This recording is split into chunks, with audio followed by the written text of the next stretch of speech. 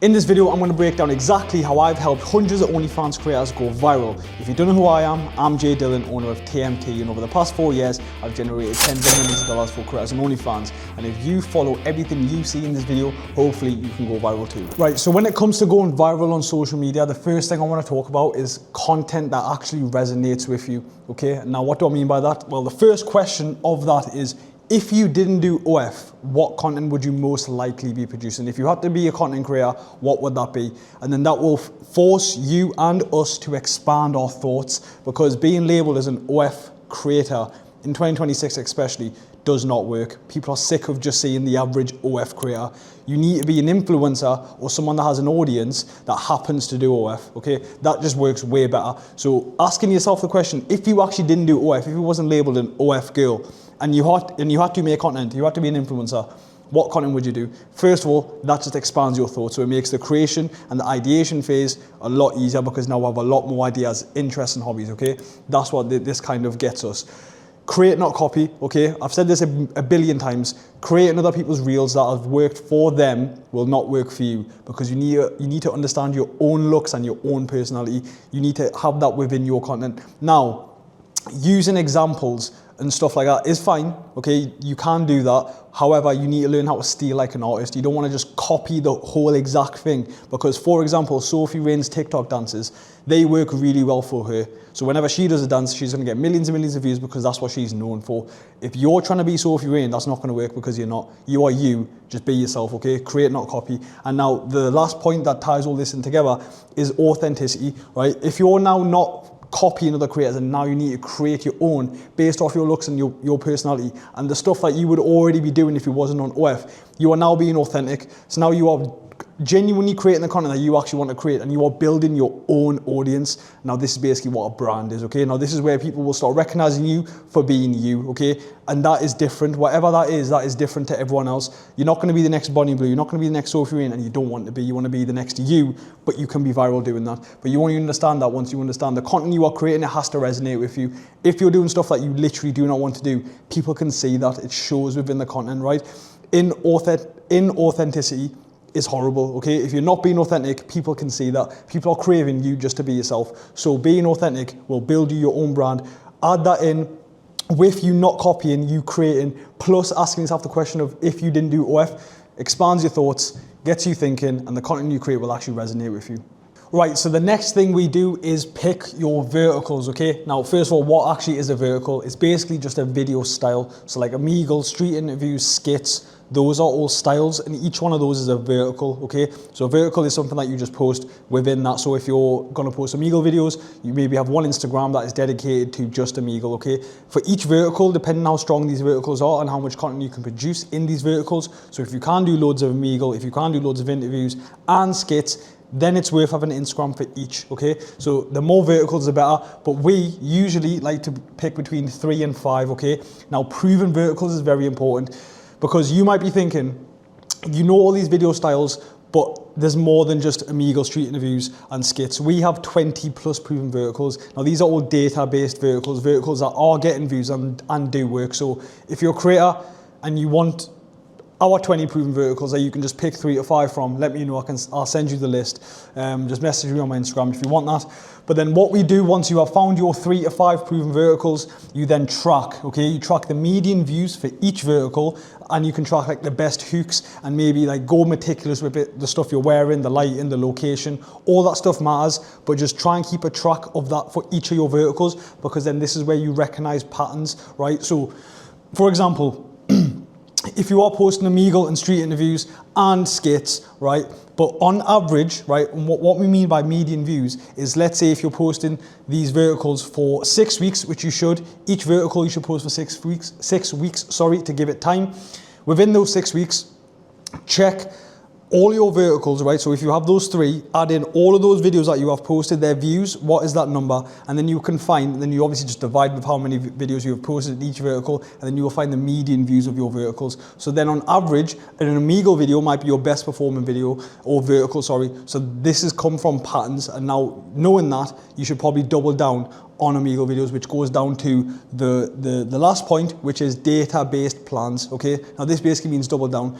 So if you are tracking all these stuff, Only make decisions based off what the data is showing you. Don't go off feelings. If you prefer to do skits, but Omegle is killing it for you right now and you actually don't mind doing Omegle, then obviously do more Omegle. You need to look at the data and make data-based decisions, because like I said before, if you see something that is glaringly obvious, if you actually look at the numbers, again, if you don't track, you don't care, which is why doing everything by yourself is also a bit of a long day. But if you do have a management and they are not giving you these numbers of your best performing reels by median views, your best hooks, right, then they're doing something wrong, because they obviously aren't tracking this. You can't master what you don't measure, okay? And the reason why you do data-based decisions is because you are not making emotional decisions. Now, the last thing you want to do is panic and just start creating random different bits of videos just because one of them isn't working well and maybe you haven't given it enough time. It could be a lot of things, but you don't know unless you don't track, okay? So this is what we do when it comes to picking verticals. Right, so the next thing I want to talk about is the signs of going viral. Right, so the next thing I want to talk about is the signs of virality, okay? And what I mean by this is that going viral, it's not luck, okay? You might accidentally have went viral in the past, but there's actually been some kind of signs that you've been doing without actually knowing. And what I mean by the signs is that there's something that we call the viral video format, okay? So the hook, retention, reward, and every viral video needs to have this. Every viral video has this, okay? You just don't know it. But when you start looking at viral videos, you can start yourself understanding what is the hook, what's the retention, what's the reward. Now let's go into this in a little bit more detail. So with the hook, this is the first millisecond, the first 0.5 seconds, you need to trigger emotion. If someone swipes off within those half a second, that will not count as a view. So this will help your original views, okay? A lot of people that have viral videos have good hooks, but the difference between maybe a video getting a couple 100K views or a couple million compared to the tens, hundreds of millions of views is the rest of it. But a bad hook equals bad video. So this is the first thing you need to master, is a good hook. And to do that is understanding how to trigger emotion, okay? You need to give people an actual reason to stop and look at your video, because if you look at anyone on TikTok, no one has an attention span anymore. Everyone's just swiping off, but they only stop at the videos that grabs them, right? Trigger some kind of emotion. So you've done that now. You understand good hooks. Now the middle part is retention, okay? Now this is where you need to like retain their attention. So you've already got the hook, okay?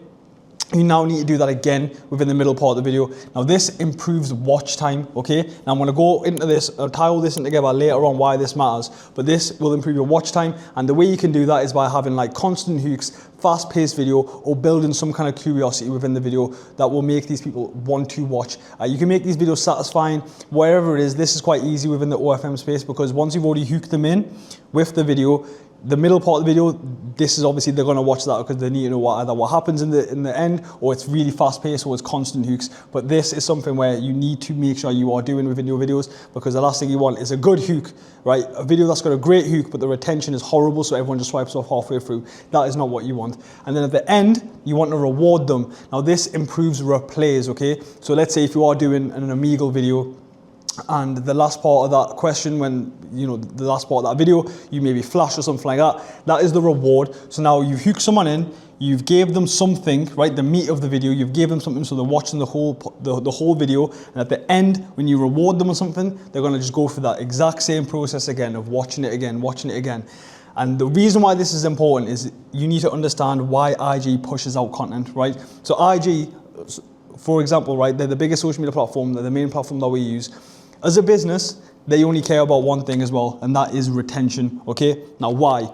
Instagram is a business, okay? So obviously the only thing they care about is money. And how Instagram make their money is by pushing ads to other people. So if your content is now keeping people on their platform, Instagram is gonna say thanks and just push you out, okay? The content that is getting people to swipe off quick and no one's watching, no one's engaging, Instagram does not want to show that to people because they don't want people swiping off content. If your content has a good hook, good retention, good reward, and Instagram spot that and see that by the initial views it's getting, it will then push you out, and that's when you get the big time views. That's when you go viral, when you actually understand what Instagram wants. You need to understand what the social media platform wants. Play by the rules. Don't do any black hat methods. Don't do any cheating. Just actually use the social media platforms for how they're supposed to be used, and you will be rewarded. Right, so the last thing I want to talk about is brand and personality, okay? So the benefits of actually having this, there's a lot more than this, but these are the few that I've got wrote down. The first one is loyal audience, okay? The second one is money in chats. You're gonna actually have better conversions by having a good brand and personality in your content, okay? And influence, okay? Now this is very important. loyal audience and influence allows you as an OF creator to, in the future, once you are done with OF, to now pivot into a different industry because you have influence and a loyal audience. That is the only thing you need to stop OF eventually, is a loyal audience and influence. If you have that, you can now pivot and be smart with the eyeballs you have based off your own brand and your own personality. Now you can pivot. Maybe you can start selling merch, jewelry, whatever it may be, right? But it gives you options. At least you're not going to be stuck doing OF forever. And that is always the game plan with every creator that we work with, because we understand that you have a short window of your OF career, let's say, and after that, what you're going to do. We don't want to have you in a position where after a couple of years, you don't want to do OF. You might have made a few, you've made some good money, but what else are you going to do now? And that is based off the hard work you're doing right now. And if you are posting loads of content and you are creating loads of content and you're putting in loads of time and effort like you should be, and you are not getting the benefits of a loyal audience and influence, it's because you don't have a good brand and personality, okay? So now, how to create a brand. First of all, right, people always throw this buzzword out, brand. You need a brand, you need a brand. But what does that actually mean? Well, all that means is, what are you known for? So Sophie Rain has a brand, okay? What is she actually known for? She's known for her TikTok dances, okay? Bonnie Blue has a brand. What is she actually known for? We all know that, right? If I said to you, who's that girl that's got blonde hair, blue eyes, and just sleeps with 1,000 men in a day, you know exactly who I'm talking about. If I took away your Instagram username and someone had to describe you based off your content, would anyone actually be able to describe you? If the answer to that is no, you are basically invisible, okay? Because you don't actually have a brand. So when you hear the word brand, just think, what are you known for, right? So if you're going viral for Omegle videos, or let's say street interviews, okay? If you're going viral for street interviews and there's a specific question that is going really viral, every time you ask this question, it gets loads of views. You now become known for that question, right?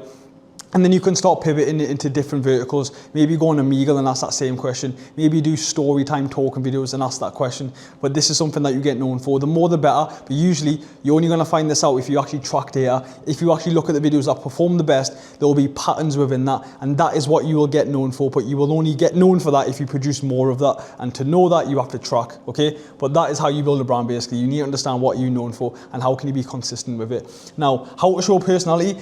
This is a little bit more difficult because it, involves talking. Now, this works the best when you are creating content where you are actually speaking to the camera. Now, it might be story time videos or interviews. Obviously, you're speaking, but you are getting organic reactions.